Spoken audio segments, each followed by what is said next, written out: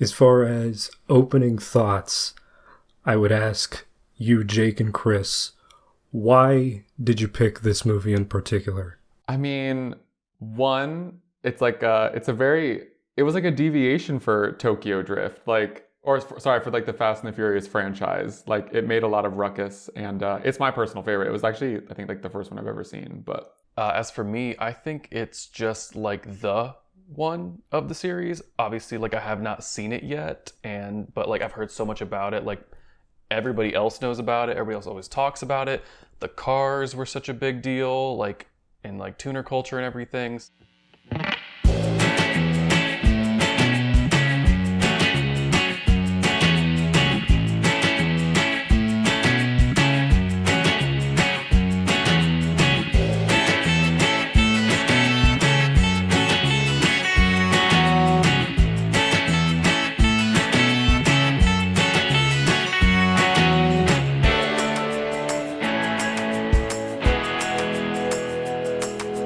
This is the 7th episode of Drivin Theater, I believe. Done enough now that I've lost track.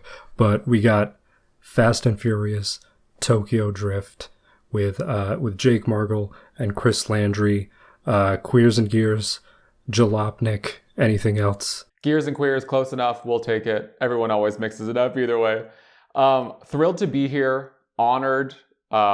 Humbled and ready to get into it. As this movie opens, it opens with a new thing that you haven't seen up to this point in any Fast and Furious movie, which is like a credits music video montage set to Mos Def and DJ Shadow 6 Days, which is one of the things I really remember sticking out to me when I saw this in theaters.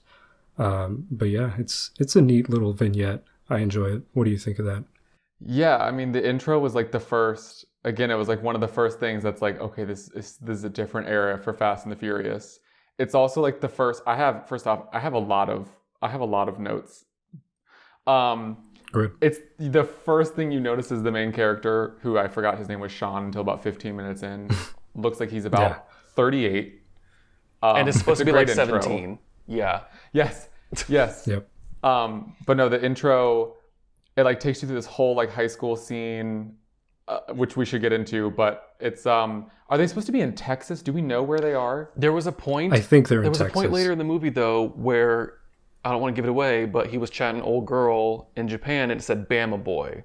So I think they're supposed to be in Alabama. Yeah. I don't know. No, I think they're in Texas, but the actor Lucas Black is from Alabama, and perhaps the character is as well. Which is why he has that superb Alabama accent throughout the movie. So good. Stunningly accurate.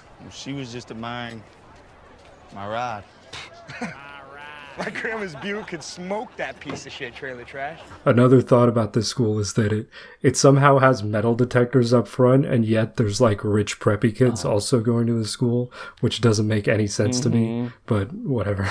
Well, and then we also, right before the race, we have the metal detectors, but he makes it out with a wrench, with that big old wrench that he like threatens them with. That's true. Who's doing security at this school? You mean you don't got a pocket wrench at all times? Yeah, so then this rich kid challenges him to this race in the Viper, which is the blonde kid from Home Improvement. Shut up. Which he'd have to be like... I did not notice that. Yeah, you didn't notice that? Not Clay. I love that in the movie his character's name is Clay, and he's supposed to be like the badass. First out. No. Discredited immediately. He's from Home Improvement? Yeah, he is. He's the oldest son, I think, in Home Improvement. That's really good. Well, I also love... Which he would have been way too old at this point to be in high school, but they whatever. all were. I love... he challenges them. He talks, he's like, what about your daddy's Viper? And then he's like, this beast has 500 horsepower and a Borla exhaust system, which... As if that means anything. What I do love is the girl. She's in that little denim miniskirt, and she's like painting her toenails. The movie. She's so good, and she's like, "Winner gets me." Then we got this race through like the McMansion construction site, which is low key like my favorite part of the movie. Yeah. So, yeah, you got the Monte Carlo and you got the Viper just bombing through like this construction like dirt roads, and set to Kid Rock Ba With Da Ba. Okay, Okay, so it took me forever to figure out what song that was because there was like a million people. But yeah, and then I was like, wait a second, is this Kid Rock? And then I watched it with my roommate literally like right after I was done with work today, and he was like, yes, it is. Yeah, which is probably the best use there has ever been of a Kid Rock song. Like it matches that moment. Can we talk perfectly. about? Had never seen this before, so like fresh eyes. And I'm watching the race. I'm like, all right, like I know people who did like dumb little street races like this in high school. But then little rich boy gets all mad that, what's his face, Sean, is like gaining on him, keeping up, whatever. And they just start slamming the cars into each other. And I'm like, you want to talk about like the most toxic of toxic masculinity? They're like, I'm incapable of losing, so we're just going to destroy everything and just crash and like... Yeah. And that was a theme the entire movie. Literally willing to destroy a like $60,000 to $80,000 car for a prom date. So good. Just for a girl. And I love that because it's all these like, again, like, mid-30s actors. And they're like, she's like, I remember at one point he rams into, right before he rams into him. That's what makes him, he gets all teary-eyed. But Sean pulls up next to him after he runs through the house, like after he makes that little shortcut. He pulls up and he's like, does the little wink. And she turns to Clay, the girl, and she goes, I thought you loved me. Yeah. And then he has that full breakdown. It's like, the drama. I love the Monte Carlo just like smashing through all these like half-built houses too. And it comes out with barely any damage. Also, those houses, those were load-bearing walls. That was not going to work. You're lucky you've got Chris on this because we have an actual architect / structural engineer, so we've got insight. Oh, yeah. Blondie, he wrecks his own car and the Monte Carlo, tumbling over, and I love that high-speed shot of him. Well, yeah, true. That car did have a cage in it, so at least there's that. But yeah, I love the high-speed shot of him like rolling around, and there's like a Tabasco, like it's like zero gravity or something. That was really well done. That was character development. Yes, that's what that was. It gives us a little insight into his world. So funny that he likes Tabasco. He is a yeehaw. Yeah, he likes a country boy who likes his spice. I do want to jump real quick to when they're all like, what is it, at the police station afterward, and they're just sitting there like covered in blood, and his mom, like the town floozy, rolls in, and it's set in 2006, right? And she lights up a cig in the middle of the station. She's like, officer, what do I have to do? My dumb idiot son got in trouble again. I wanted to let you know that I literally wrote in my notes, police office scene. 1, he's supposed to be 17. Because I was like, how old is he supposed to be? And he was like, you're not even 18. And I was like, what? And then... And then I love that they're like, you're going to try you as an adult. And I'm like, of course they are. He's 27. Full chest hair peeking out of the shirt. And then I literally wrote, the mom is a floozy and we stan. And we didn't even talk about that, and I use the same word. That's connection. Yeah.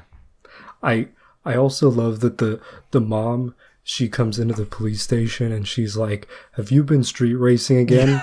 And I'm like, the guy had a Monte Carlo with like a stroker in it and slicks. What did you think he was doing? Literally. Like, it had no interior. Running Hoosiers on the street. Yeah. Like, what do you mean you weren't using it to deliver pizzas? And then so the mom ships him off to JapanLA, I like to call it. They filmed it in LA, right? Yeah. Most of it. Yeah. I mean, the first shots of him actually getting into Japan, I feel like that was really Tokyo, but like any action scene and anything, like that's all in LA. They probably went and got they were like, all right, go get some B-roll, get some aerials. Yeah. Exactly. Y'all go to Tokyo for a few days. Exactly.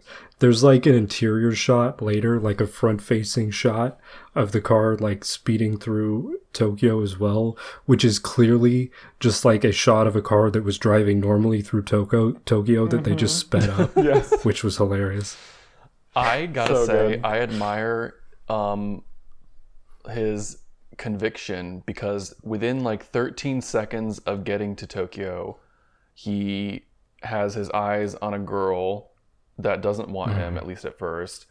And then Another 13 seconds later meets Twink, my favorite. We stand. Yeah. And is like immediately back into the car culture. First of all, sending him to Japan to keep him away from cars and street racing is the most hilarious.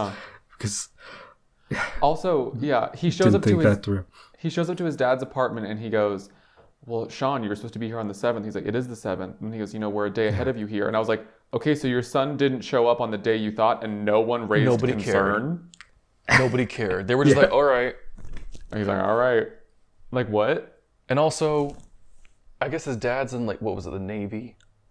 Navy. That was in the Navy. Every piece of clothing he has says Navy. It was like, are you aware that he's in the Navy and he lives in this like... That's visual storytelling right there. Absolutely. Like a very traditional setup, I guess, like small Japanese space. So puzzling to me is that there must be English language classes somewhere in Tokyo, and yet they send him to a Japanese school when he knows zero Japanese. How is he supposed to learn anything at all? The fact that they act like he does, like, oh, you got to go to school, and he just doesn't say anything like, I don't understand Japanese. Just like, all right. Yeah, he's just like, this is my new normal.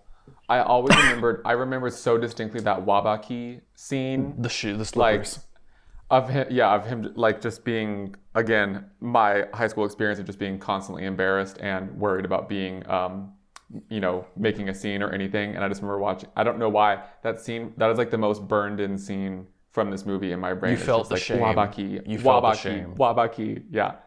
He immediately becomes friends with the only American, who's played by Bow Wow, who is like the only age-appropriate actor in this. I think he was like 19 at the time. Yes. Yeah.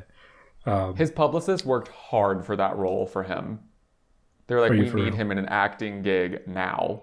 He rolls in his Hulk VW. With the fist coming through the everything. I love the stampings, like the punch outs. So good. I'm curious as to like how they decided on that car for him, because nobody else had that sort of like crazy graphic treatment. And again, because I thought it was actually in Tokyo, I thought maybe they had just like seen it in the scene and like they're like, we want that, like, or I don't know how they did it. But it wasn't a drift car, but he was like tangential to that scene. On the DVD, I saw this like a decade ago or maybe more.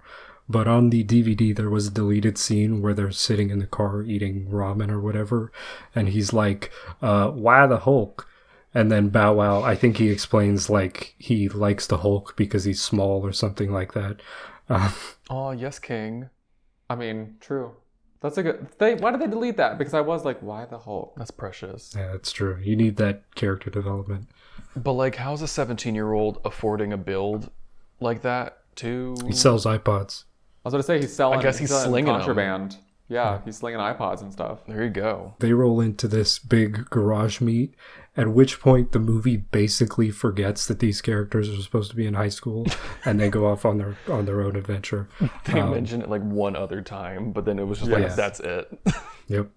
So yeah, here we're introduced to Neela, who you saw briefly, and then DK, Drift King, Takeshi, and Han as well. They're like, DK, like, do you know what that means?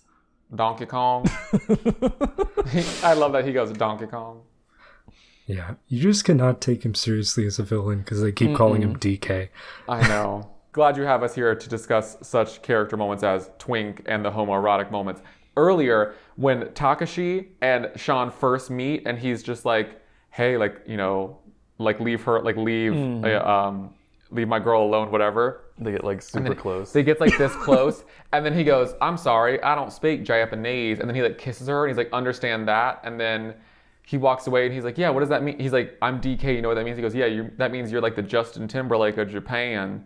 And then he walks away, and he goes, see you later, Timberlake. And he gets that whole sort of like whips around, and then they get like this close, and I was like, can y'all chill? Can y'all just kiss? Please? Yeah, just kiss already.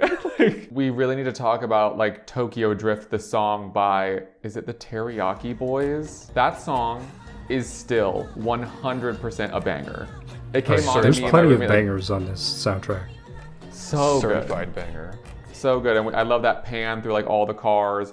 I love when they would like hit the girls dancing in the garage, and they would like speed it up. The girls would be like, oh, so good. Yeah, that's such a like music video move at the time. Very much, yeah. Yeah. And I also love them opening the elevator doors and you just see like a chaser and a skyline, I think, just whipping past. That was really well done. They had some really cool scenes. So yeah, Han throws him the keys to his S15, which has an RB26 swap in it. Mm-hmm. And Sean promptly destroys it completely. Mm-hmm. Yeah. And I don't even know to give what up. He's doing. Yeah. Like even on that very first turn, like you see him like stamp on the brake without clutching in, why is he doing this? Yeah. And packs it into like a column or something, right? Slams it into a column and I like somehow pulls away. Also, after that I would have been like, all right, I give up. But like clearly I don't know how to do any of this. And it's not gonna get better, but instead he continues to slam it into every object he possibly can. Mm-hmm. Yeah, you got to admire his gumption. But yeah, even at the very end, like he's scraping it on the wall of the circle, but just trying to drive normally. Like, what is he doing? So bad. Well, and also, again, this is kind of bad, but I remember the first time I watched this movie, but this comes on and he goes, drift. What's drift? And then that scene with the chaser and the whatever another like skyline was, and I was like, what is this? Like, I genuinely was my first, like, this movie was my first exposure to, like, drifting culture, which I may or not be sad, don't judge me, but I was like, oh, wow, how fascinating. Like, controlled slides, and I was like, wow. Yeah. I was like, do they really do this? That reminds me of an old clip when they did, like, the NASCAR Suzuka race in like 98, I think. There was a clip they had of that where they actually had drift racers at the time in Japan. They were showing the NASCAR drivers like how to drift in like a stock like 180 SX. Yeah, and the NASCAR drivers like just spun out immediately. And then Han decides he's gonna repay him by shaking down some sumo wrestler who like whoops his ass but then pays the money anyway.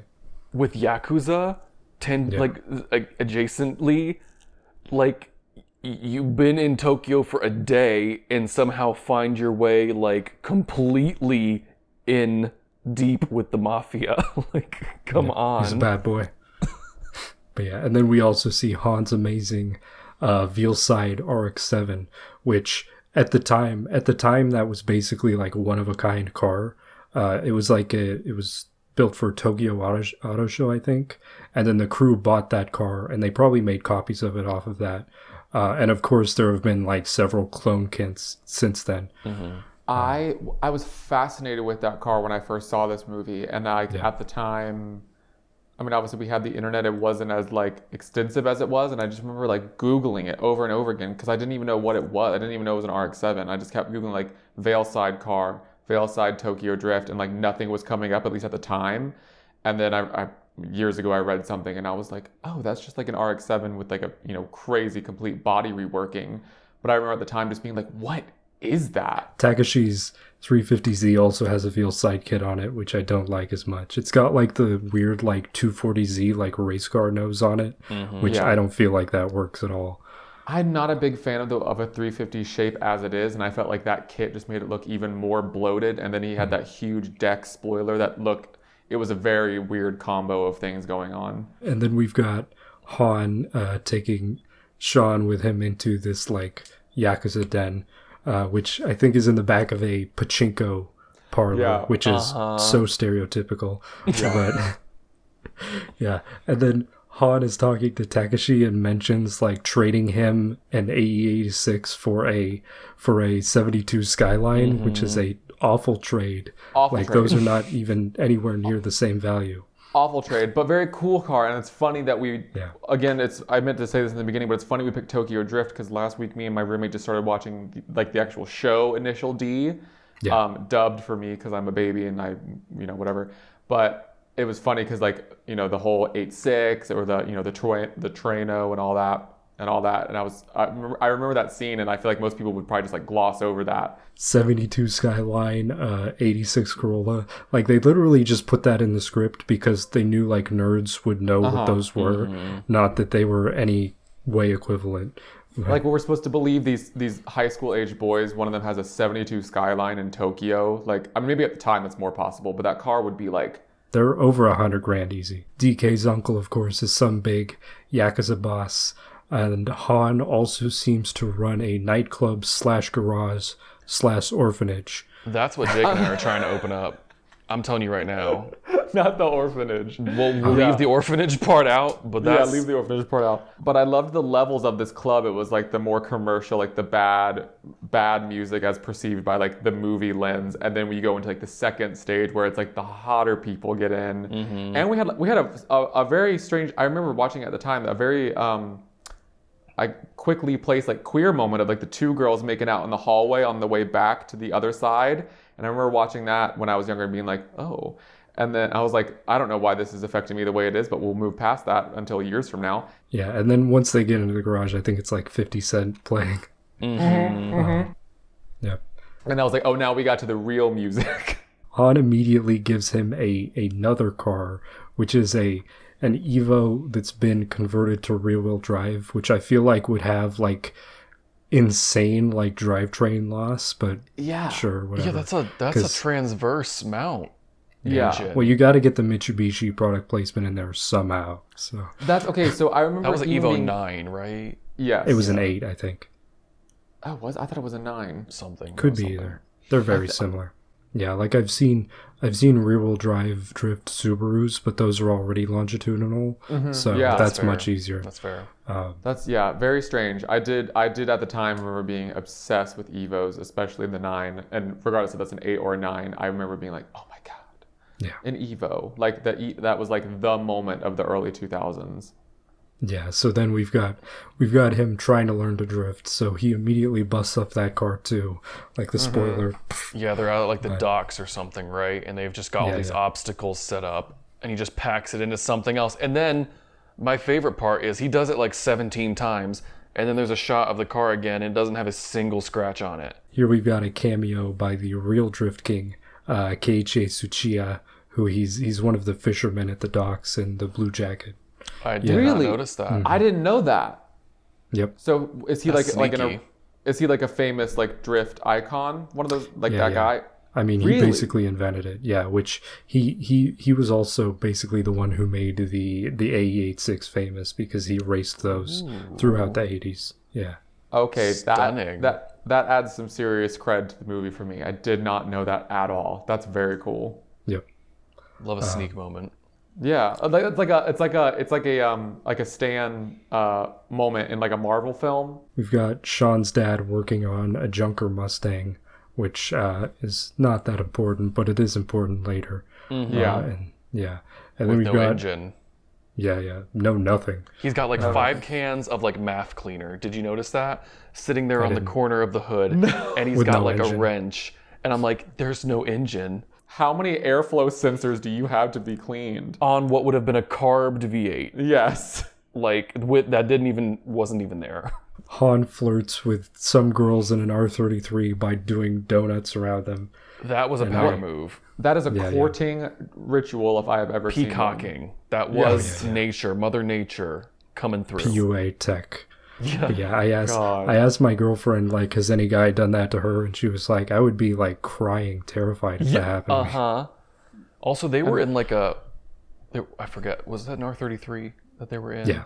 Like Yeah. the legend, like, and they're just like, With- like driving through. With the worst paint job on it I've ever seen. Mm-hmm. It was like blue flames on this art, and I was like, come on. If I'm rolling through the downtown and some man wants to come drift circles around me to try to win me over, I'm going to be like, court I'm you. calling, well, I'm not calling the police. I'm calling something. Someone else. I'm going to scream. I'm not going to be like, wow, here's my number. She gives him his number. A little pass Her number. through. Pass through. I love Yes, that. a note. She had pen and paper ready. She knew this was love- going to happen. Yeah, she was ready. She was ready.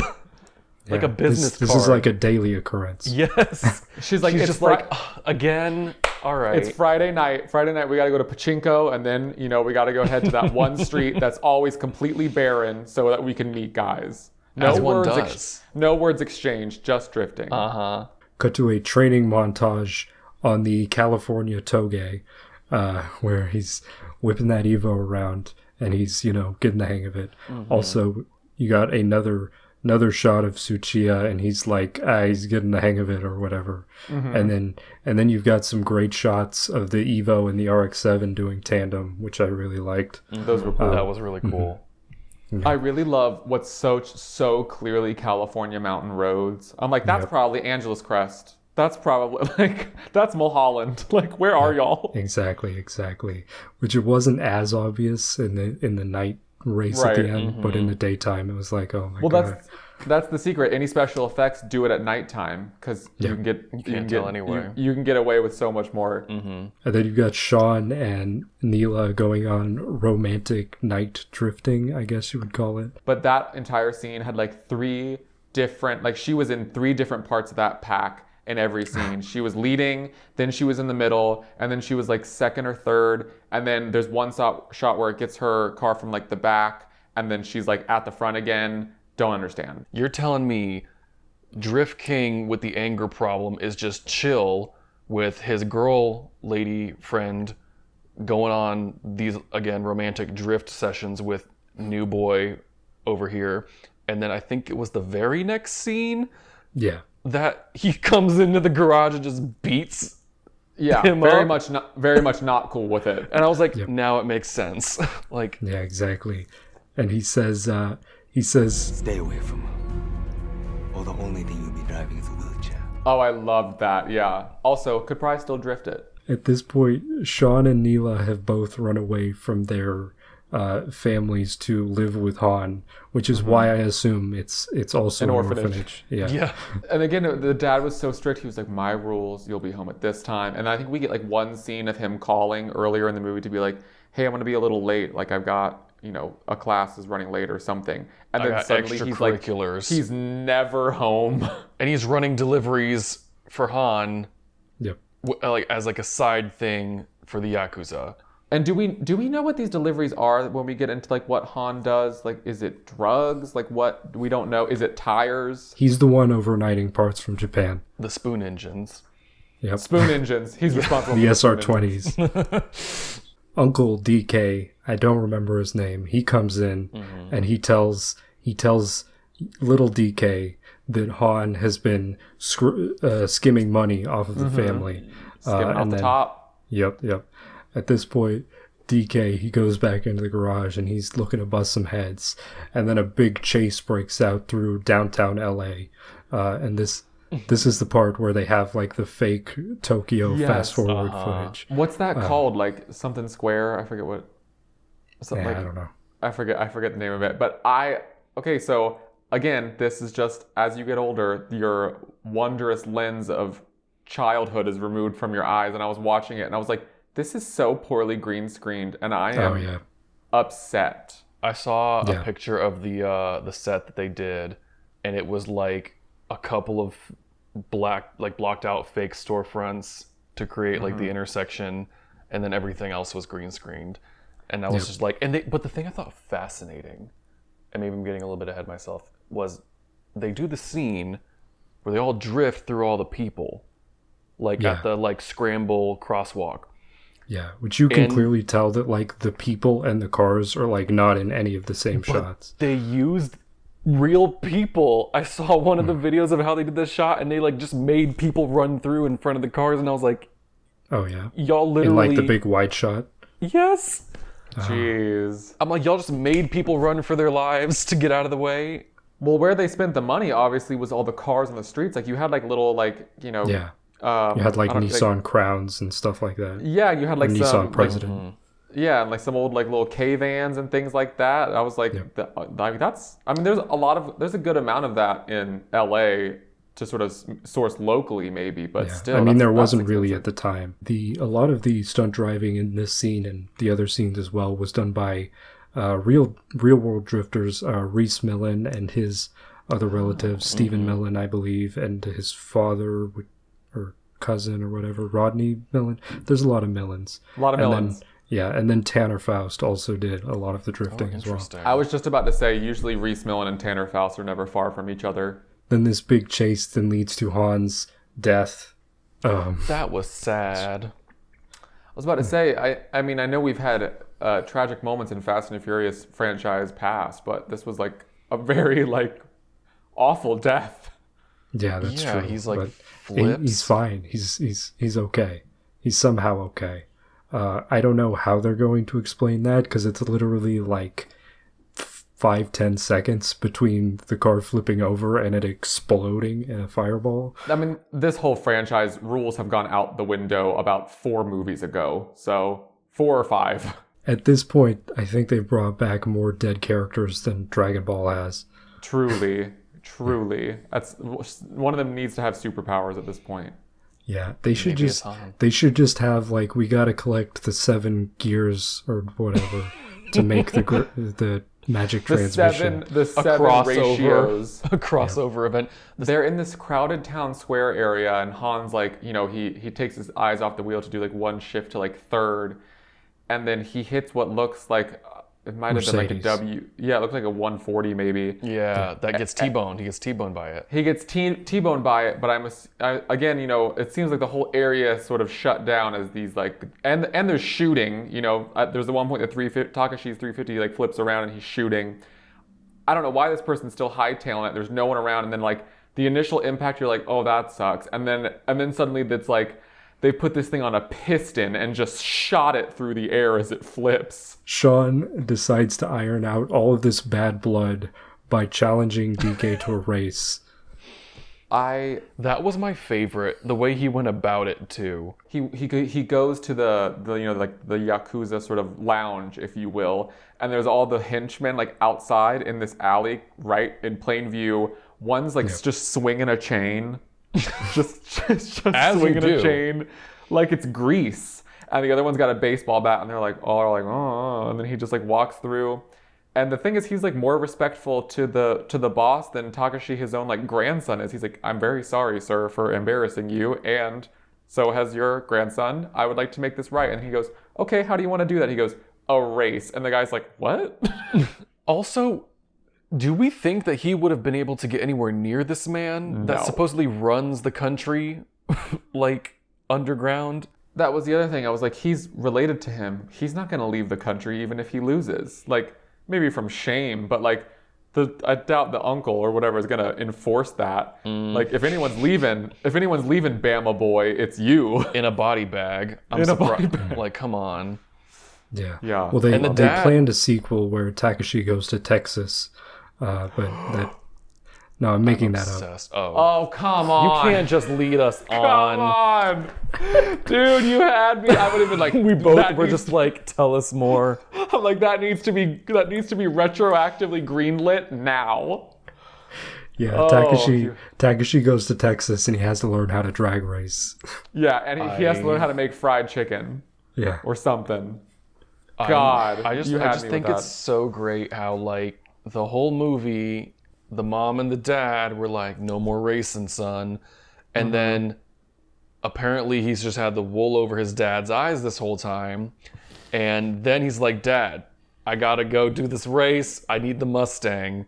Because remember, all the other cars got taken. Like the police came and took all the other cars. And his dad is suddenly on board with all of this. Dad's just like, I get it. Go do it. You got to defend your honor. They stuff Mona Lisa's RB26 into this Mustang, which they did do that legitimately in some of the cars. The actual stunt cars had like Ford crate engines in them because that's just easier. But there is that shot of it sliding with an actual RB26, which I love that they included that because you know that's legit. I don't know about you, Talon, but I first saw that and I remember everyone around me was like, that's sacrilegious, man. Like, that's awful. Like, screw that. Like, no. And I was like getting ready to rewatch it and I was like, oh, I'll probably hate that RB26 Mustang like crossover. That thing rips. I thought it was so cool. It's got the big single on it too. Yeah, big old single turbo. Can we talk about like, would that not be a massive undertaking to make like a fastback 60s Mustang be able to drift? And they were just like, we ain't got nothing else. It almost looked like in one shot, not to get ahead of ourselves, it looked like in one shot further in the movie that it almost like, I don't know if it was special effects or maybe it was like a stunt car or whatever. It almost looked like one of them still had the live axle in it, because that's what you'd have to take the live axle out. You'd have to go to independent rear suspension. I mean, you can slide a live axle around, but can you? You can. I mean, plenty of people have done it with Fox bodies and stuff like that. Yeah, I just imagine Like with that control down the side of a mountain. Well, also when they're done with the Mustang, and everything's in, and I'm like, it seems like it's just over the course of like maybe a couple days that they get this mountain run down. It's like they restore a Mustang in like a week in Japan with no money. And convert it to, I'm assuming, independent rear with an RB26. So they got, it was just a shell when you saw it. And so like four-wheel disc too. Yeah, AP racing brakes. Yeah. And we've got all the headlights, including fog lights, like all the body panels, fresh paint, the windshield. Where did they get the windshield? Yeah. They overnighted parts from Texas. The Mustang and the 350Z bombing down Mulholland Drive, which, to be honest, for like the big climax, like this race isn't all that interesting. Like I feel like pretty much everything leading up to this was more interesting. It's whatever. It was more of the same. It was, they start out and they're like making a valiant effort just to like do the race, do the drifts. You got a lot of interesting scenes because I guess it's supposed to be like a really long road, like down to the bottom of the mountain. But again, more of the same. And the most interesting part was at the end. I remember the behind the scenes footage as well was to get like the interior shots of the cars like shifting sideways and stuff. They had these shells on like hydraulics in front of a green screen, which was a little silly. But that's how they got that. Yeah, that race felt so quick. Like I remember, again, the first time I watched it, I remember that this movie felt like hours, but that race is so quick. I feel like the first race between like DK and Sean with the S15 and the 350, like that first race where he destroys the car, that felt longer than this race. I did notice in this last race here with Sean in the Mustang and in the parking garage in the 350Z, there are shots of them actually heel towing, which I do appreciate. Yes. I think there's like 2 of those. Yeah, I remember that too. But you never see that in a movie. He did I remember Takashi did like a 3-2 heel toe, and I was like, oh, nice. Yeah. But I remember in the Mustang, that'd be so hard. Those big old pedals. If you ever sat in one of these big clunky, like the accelerators over here, like way down, like they would have had to rework that entire pedal box. We end this out. You got the Z like bouncing off the side of the mountain a little bit, getting wrecked, and then eventually goes off the side of the mountain and it's just careening down. And then we've got the slow-mo shot of Sean like sliding around the Z as it falls down, which is pretty much the coolest part of this entire sequence. For sure. And then just like that, the movie ends. Yeah, so he rolled, and then the uncle rolls up, and again another W140. Yeah. And he's got those big long cigars, and he just says, "You're free to go," and just kind of like turns and like smirks, and then that's it. And then Tokyo Drift starts playing again. Always. Again, my favorite parts of the movie is when that song's playing. Yeah. But then, did we not notice also that this race was kind of again like for a girl in many ways? Yeah, it's like the same thing. And I'm like, honey, it's circular storytelling. It's really masterful. When you think about it. If you really dig deep. Just like that, movie's over. You got another party shot, at which point we got the Vin Diesel cameo. Shows right up. I was gagged because, again, had never seen it, didn't know, am not like a stan of the series necessarily. So like that happens and I was just like, oh, there's the tie-in. Yeah. What was Vin driving? What was he driving? What was Dom driving? A Roadrunner. Yeah. Roadrunner. Okay, that's what I thought. Yeah. Which brings me to a comment that my girlfriend made, which was way better than all of my notes combined. But so Sean, he goes up to Vin Diesel and Vin's like, I used to roll with Han back in the day. And then Sean's like, I didn't know Han lacked American muscle. Yeah. And then my girlfriend was like, why is he hitting on him? There was a homoerotic moment. Exactly. In that moment. There were a couple. Just that's outside of the context of like cars, just saying like, I didn't know he liked American muscle. Yeah. So much like tension that like many people would not even notice. I just want to say, I love everything Vin Diesel says because it is the most extra. Like he can say nothing and have it be like the most just like tarted up, like dramatic moment. Yes. He's like, you ready, kid? Yeah. And you're just like... I just love that about him. I also love that once the camera like pulls up on the Roadrunner, you've got like a loud, obnoxious, like I think it's like Cuban like rap or something. Just so you know that Driving Vin it Diesel home. has entered the screen. The chat. Sidebar, like what nationality is Dominic's even supposed to be? Because I think in one of them he has like cousins in Cuba or something like that. In one I don't movie, they even go know. to Cuba, so Yeah. maybe Cuban? I think I'm he not has sure. a cousin. It's never really clear. No. Yeah. Like Cuban ambiguous. Toretto sounds Italian. I don't Yeah. think it doesn't. He says salute a lot. I don't know. I mean, the Vin Diesel experience, it's like Pitbull. It's Mr. Worldwide, you know? It's a that's global... 305 remix. It's a global experience. Yeah.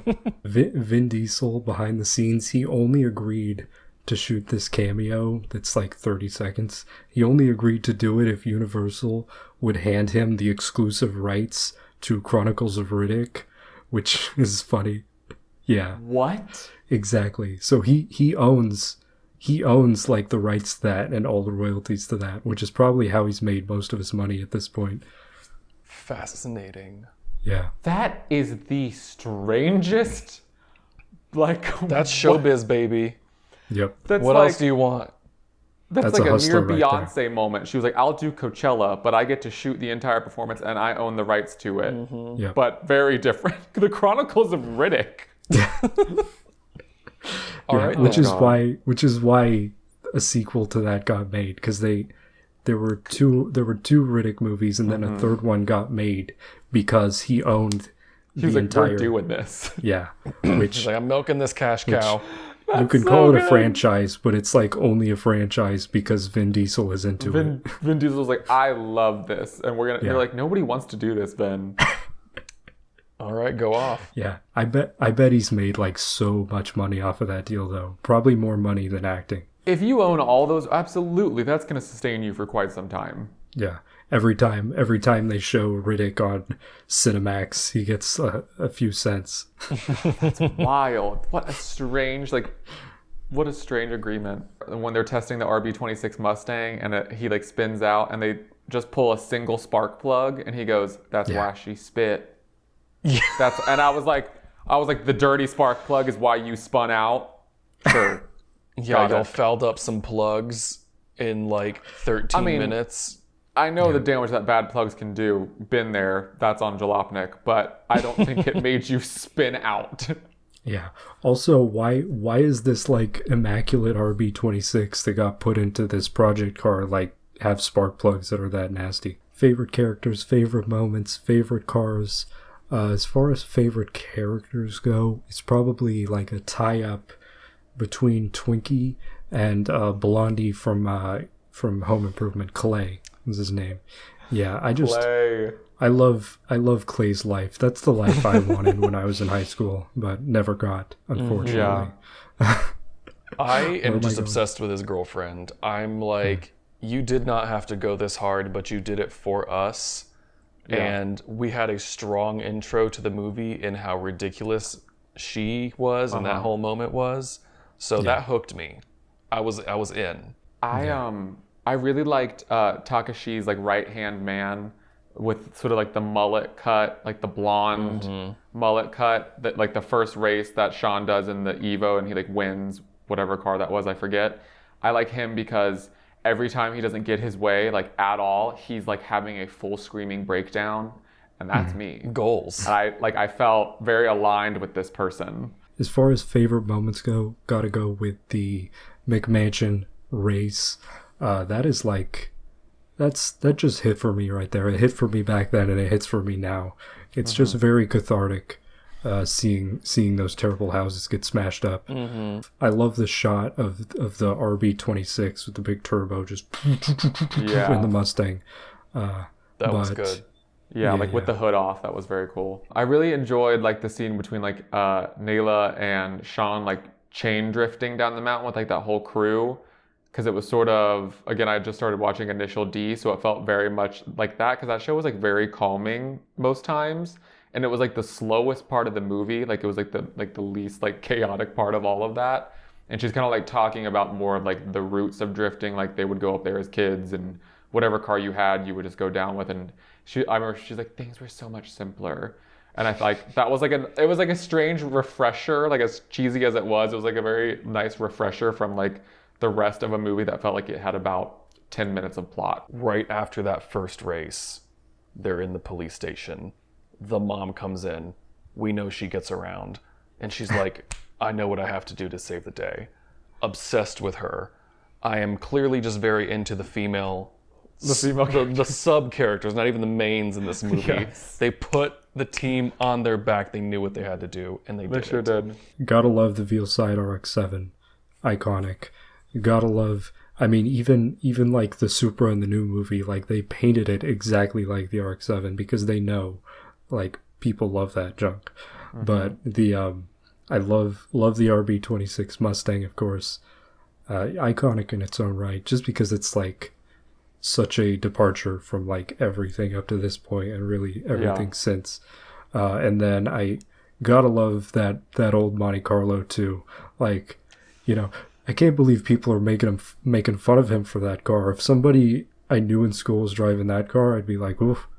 He must be the coolest kid in school. Yeah, it's so funny that he was like, "What are you driving? You trailer trash?" Like, and I was like, "That is the combined parts of that car is worth more than your Viper." Mm-hmm. Yeah, that's like such a stereotypical like movie thing. It's like the redneck is supposed to be poor, but they're driving a muscle car that's like worth several times more than much they nicer would. Car. Yeah, exactly. Which it was kind of ratty, but I mean, in like 2006, like it. Yeah, but in 2006, like even that would have been worth so much money. Oh yeah. Like in the 90s, that would have made sense because they were worth nothing then. They were just like nothing. They were just another car. Favorite cars, obviously the RB26 Mustang. I was prepared to like be an adult and be like, oh no, that is sacrilegious, but I still loved it. I think it looked so good. I actually really liked a lot of like the background cars that you saw, like Delicas and things just like rolling about. So also because of that, I really liked Twinks. I really like Twinks Tehran, because that was like the other side of like the Tokyo car culture. Like we saw, you know, like the RX-7s and everything, and I kind of liked that because people made fun of that. I remember when we first watched it, but like now looking back, I'm like, I'm honestly more drawn to that than like the loud cars in the garage, because that is like a whole other different side of the culture. I think my favorite car in terms of like the way that they were built, the way they were done, is the Roadrunner at the end. I think it looked the cleanest to me. If we're talking like main cars that like had a lot of screen time, you gotta love the Veilside RX-7, because I didn't even know what that was. I remember like I hadn't seen the movie, but I had seen the cars. Like I knew at least some stuff about the movie, and I remember thinking it looked like a Koenigsegg, like the front headlights, and I was just like fascinated by that. Oh yeah. So gotta love that. I really didn't like. I was not a fan of Neela's RX-8. I thought that like the way that got done was like super ugly. Yeah. I love a rotary, but I was not a fan of like that car, the way that car was done. In Fast and Furious, the 2009 one, I believe Letty is driving that same Roadrunner when she gets taken out by the Torino guy. I can't remember his name. Oh yeah, was it green or was that the villain's car? The villain's car was green. Yeah. Right. Oh yeah. The thing that she flips and Dom does that weird like sensorial like she was here. That was weird. That was so bizarre. That was so weird. That's Tokyo Drift, man. What a classic. I was really prepared to hate it. It is definitely a lot shorter than I remember. There's a lot less plot than I remember, but it's a good movie. Chris and Jake, take a minute to just tell people what you do and where can you be found. Wow. I mean, you can find us generally being stupid on the internet. Gears and Queers, Instagram, YouTube, all that good stuff. We make videos usually every week, reviewing cars, fixing cars. And you can find us on Jalopnik as well. Chris, you want to tell the lovely people at home about Jalopnik? We have a series there called Project Driveway, where we attempt to be a little bit less stupid and show you how to do things on your own car. Spark plugs, oil change, brakes, fun girly stuff, things like that. The basics. Learn vicariously through us because we barely know what we're doing. So if we can do it, you sure can. And we're willing to be idiots to show you how to do it. Yeah, seriously. That's weekly, right? Is it a specific day? Bi-monthly, Bi-week. usually. Mm-hmm. As far as me, watch drive-in theater can be found right here on this page you're already on, hopefully, unless somebody's pirating this or something. But yeah, multiple episodes out already. Got Too Fast, Too Furious. Oh no. Gone in 60 Seconds. Love Bug, 97. What did I just do? Torque, and then Ronin. Lots of stuff. Lots more to come. Weekly-ish. So stay tuned. And then I'm on Twitter and Instagram as well. That's just MotorFriend with an underscore in the middle. And that's pretty much me. Any very final comments on Tokyo Drift? Doesn't deserve the hate, but deserves some of it. B+. I think Sean is kind of like some yeehaw trade. That's it. That's my last comment. I'm into it. Oh yeah. One last thing. When he's like whipping the Mustang around when they're building it, there is like a voice clip of him going like, yeehaw. There was. I forgot about that. Yep. Oh my god. Cut the cameras on that Obsessed. note. I did not even realize that. Straight up like rebel yell voice clip. But I wouldn't have it any other way. Please remember to replace the speaker on the post when you leave the theater.